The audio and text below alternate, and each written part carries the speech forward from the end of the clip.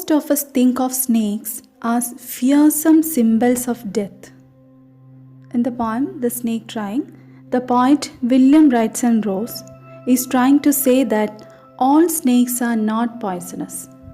Some of the snakes are quite harmless. It is foolish to kill a snake as soon as we see it. Even if a snake is poisonous, it will do us no harm if it doesn't see any danger from us. A snake always bites in self-protection only.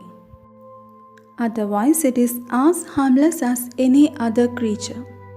But sadly, human beings always try to kill a snake as soon as they see it.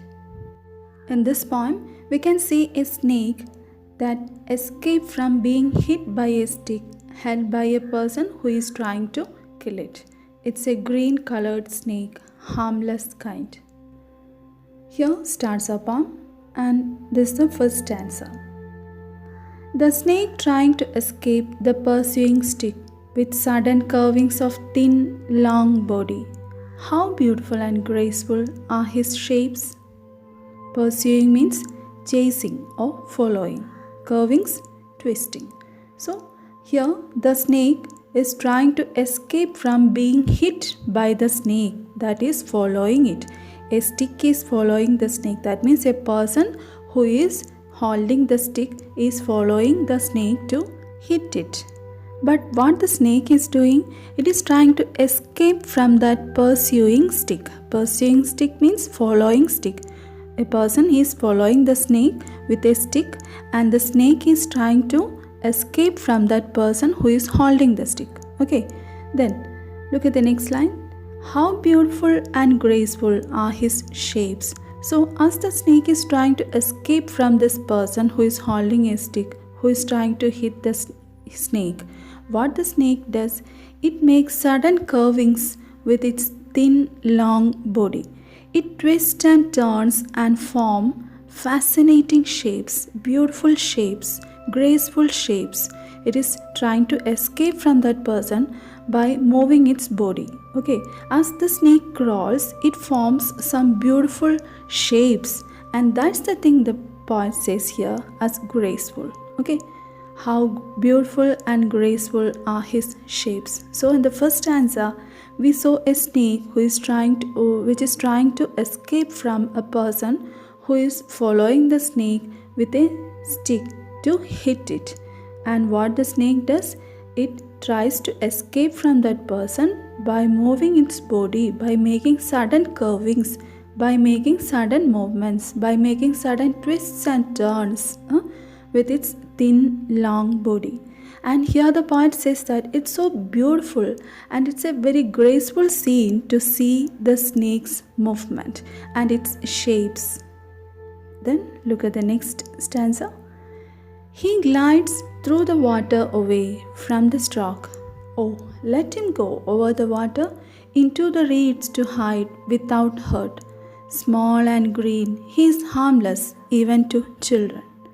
Glides means moves. Stroke, hitting of the stick. Reeds, water or marsh plants with thick stems. So the snake is trying to escape from that stick, isn't it? By moving from away from that person, the snake is trying to escape from that stick or escape from that person who is trying to hit it. Then the movement of the snake can be seen in these lines. He glides through the water away. Glides means moves. Moves like a flow, movement like a flow. So it's moving through the water from a stroke, from getting a hit from getting a hit by the stick. It is trying to escape, and now it's moving through the water. It's flowing through the water. And look at the lines, next lines. The poet is saying, oh, let him go over the water. Let the snake go. Let the snake escape over the water into the reeds to hide without hurt. Into the reeds. Reeds means here, what it means? Long plants like bamboo, we can say. So let it escape from this following stick. and let it hide in that reeds. Small and green, he is harmless even to children. The poet is saying that, oh, we should let him go away from this following stick. Let him hide somewhere. Let him hide in the reeds, as it is very harmless. It is very much harmless even to a child. Even to children it is harmless because it is small and green in color. The poet pleads to us to let it escape and hide behind the thick marshy plants. The small green colored snake is harmless even to children. So let it move away. Let it escape from here, the poet says to us. Then look at the last stanza. Along the sand he lay until observed and chased away, and now he vanishes in the ripples among the green slim reeds. Vanishes means disappears. So along the sand he lay until observed, till it was spotted, till it was found. Where the snake was, it was laying along above the sand, above the land, we can say. So before it was found, it was there above the sand, and a person saw that snake laying there, and he took a stick and started chasing or started following the snake. And now the snake is trying to escape away from this person who is following.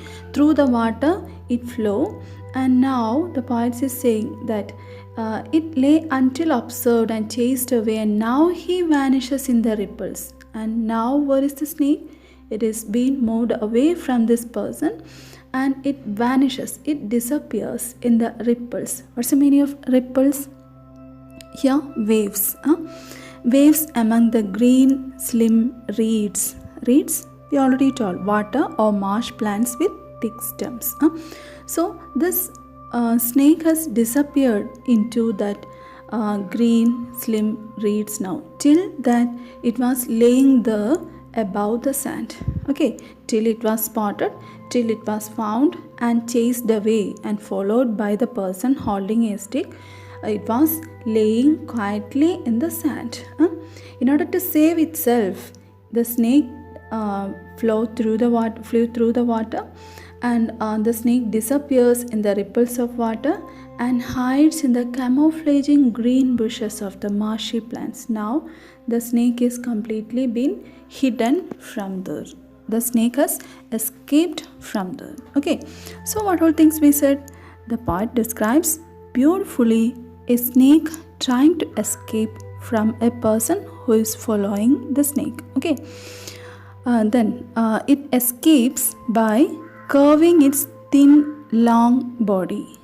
Its shapes look beautiful and graceful. Then it glides through the water. Glides means moves. It glides through the water, and it goes into the reeds to hide without being hurt. It looks green. Its color is green and is small in size. It is not even harmful to a child.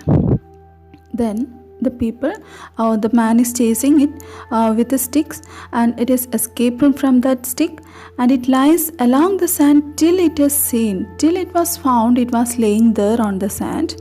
And now what happened? It vanished in the ripples of water.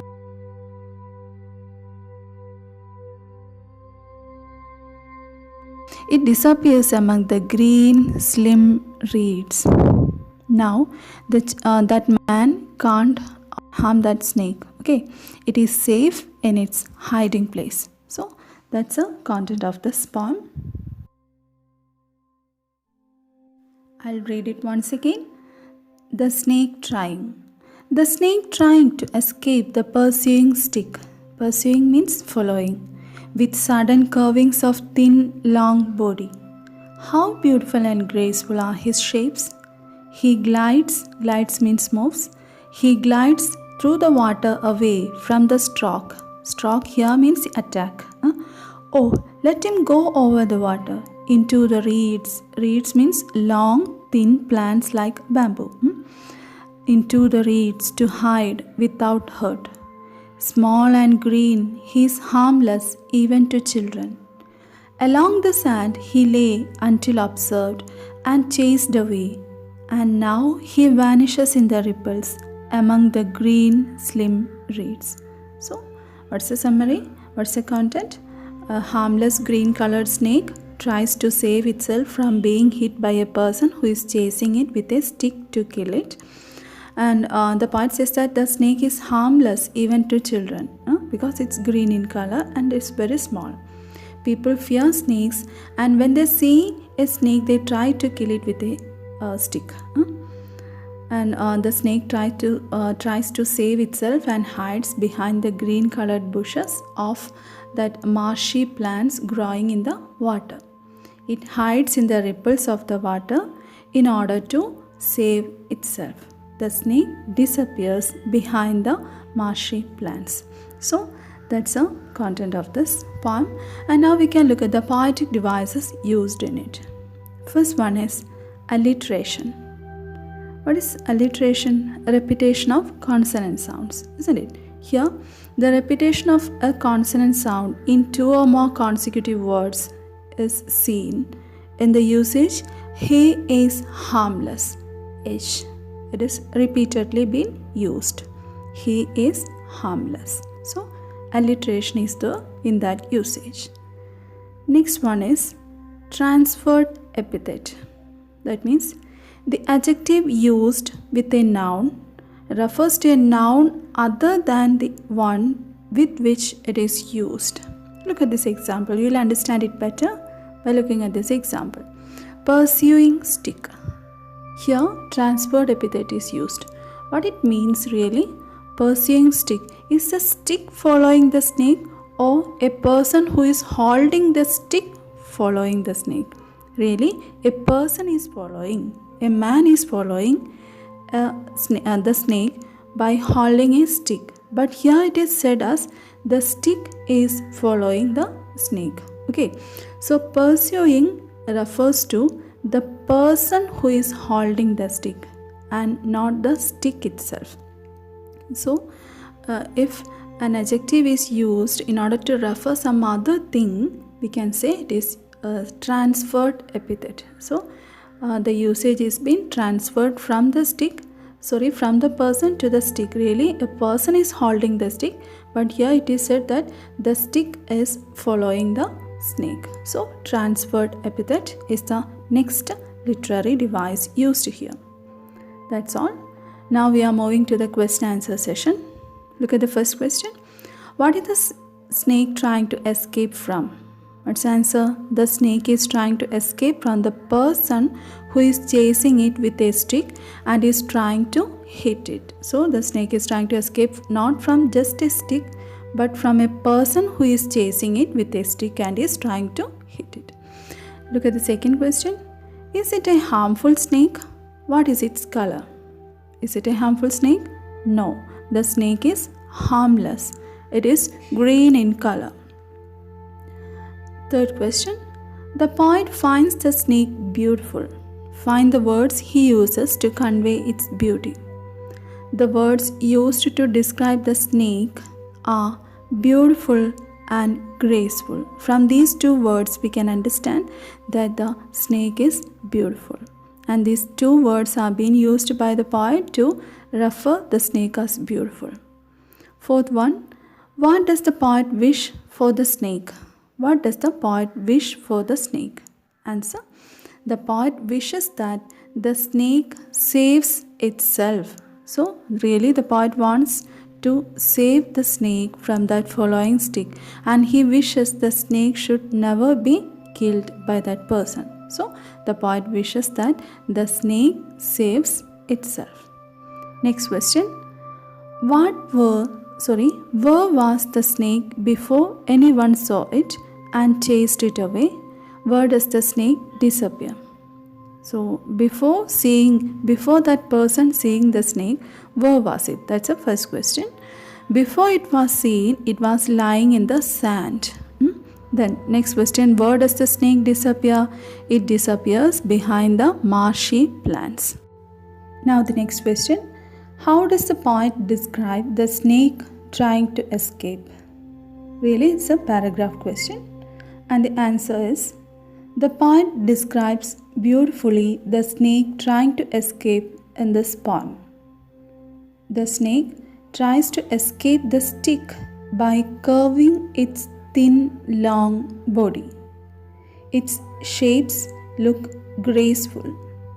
It glides through the water. It goes into the reeds to hide without being hurt. It looks green and small. It is not harmful to the children. They chase it with sticks. It escapes from their sticks. It lies along the sand till it is seen. Now it vanishes in the ripples of water. It disappears among the green, slim reeds. Now they can't harm it. It is safe in its hiding place. Thus, the poet describes how the snake glides gracefully to escape. It shows the poet's love for the snake and all living beings. Indirectly, it means that all animals and birds are necessary for the continuity of life. And next is a homework for you. It's a question in your textbook. Look at the next section. Question is, find out as much as you can about different kinds of snakes from books in the library or from the internet. Are they all poisonous? Find out the names of some poisonous snakes. Look for information on how to find out whether a snake is harmful. So, these are the details you should collect about snakes. Just write a paragraph about different kinds of snakes, and names of some poisonous snakes should be included in that, and just write how to find whether a snake is harmful. Find all these details and write a paragraph. That's today's homework. So that's all for today. I hope you understood the poem very well. Take a textbook and read it again and again till you understand it. Then after understanding the poem, write today's question answers. All the question answers given are to be written to your notebook. Then after that, write the homework. Okay. So after writing all these notes, what's the next thing? You should study it. Okay, study all the question answers. Study this chapter, this poem very well today itself. And if you have any doubts, you can contact me. Thank you.